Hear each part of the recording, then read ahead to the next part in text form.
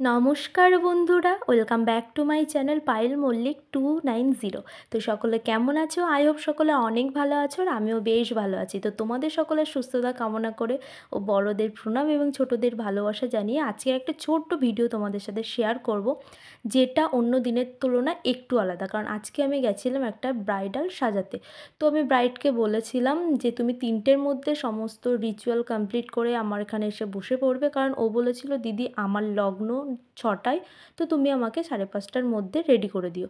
তো যেমন কথা তেমন কাজ, আমি আমার টাইম মতো চলে গেছিলাম। আমরা যখন গেছিলাম তখন ও পুরোটা রেডি হয়নি, কারণ ও রিচুয়াল কিছুটা কমপ্লিট করে খাওয়া দাওয়া করছিল।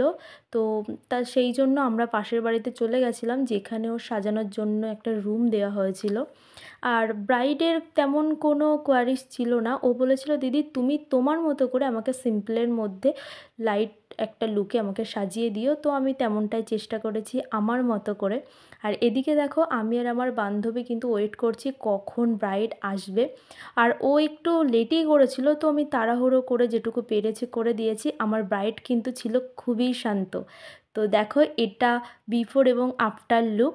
তো কেমন হয়েছে সবাই কমেন্ট করো অবশ্যই, কারণ কমেন্ট করলে বা কেমন হয়েছে ভালো খারাপ এটা করলে আমাদের কাজের উৎসাহটা একটু বাড়ে। ভুল হলে আমরা সেটা ঠিক করে নিই, আর ভালো হলে আরও ভালো করার চেষ্টা করি। যাই হোক, 17ই নভেম্বরের ব্রাইড খুবই খুশি ছিল, ওর ফ্যামিলির লোকও খুবই খুশি ছিল।